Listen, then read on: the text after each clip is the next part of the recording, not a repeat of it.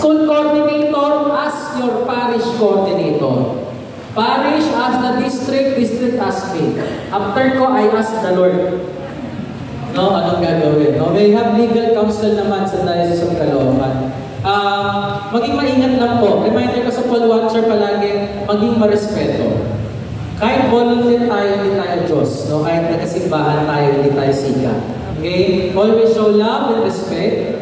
Na nakangiti dapat sa loob ng classroom. Okay? Magdala ng rosaryo. At pangako naman ng mga coordinator, makakarinig kayo.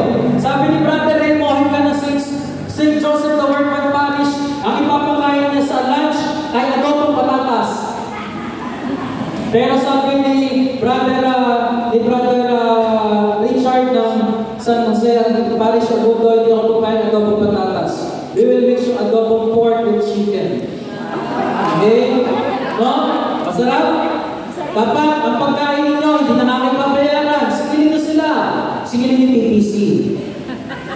Kasi yung PPCRB, Parish Pastoral Council for Responsible Voting. Yung PPC dapat. No? Breakfast, paksilog, AM snack, pansit lomi, mainit na, dobe pa. With puto, lunch, kalderetang baka, with saging. Diba? Kailangan mo ng soju, potassium. Okay? Habang hapon, anong pagkain? Kailangan natin ng masarap na dinutuan yung puto. Okay? Evening dinner, kailangan kong ganahan para magbibilang. Kailangan ko dyan ay pork mamonado. With grapes. Okay? Tapos pagdating na madaling na, pagdating ng gabi, dapat may snacks pa din. Dapat may snacks pa rin. Alas 8 ng gabi, ang ipaprepare, burger. Champ burger, Jollibee.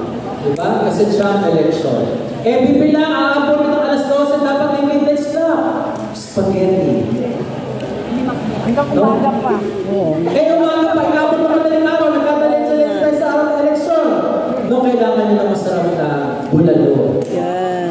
Yan ang pangako po ni Brother Reynaldo Mojica ng St. Joseph the Workman. Pangako yan ni Brother San Ezequiel Moreno. No?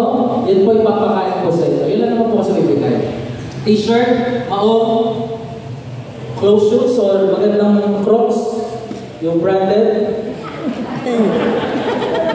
Tapos, tingnan natin si Parish Priest ng pang ice cream. Yan lang ang pepper-pepper nyo. Wala na po iba. May question pa po ba?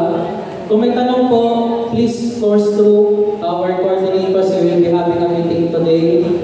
Hanggang tomorrow. Yung meeting natin, di ba? Hanggang 4 AM. Okay po. Ano ba reminders ko? Volunteers ka po? Sige na po. Wala po volunteers. Pag wala po, hayaan niyo po, sasabihin ko kay Brother Alex, ipagdasal po kayo. Pag hindi po kayo nagpakita sa araw ng eleksyon, hihilahin na po kayo sa pagtulog niyo. With that, ayaw po tayo lahat para po sa ating pangwakas sa panalangin. Sabay-sabay po tayo sa ngalan ng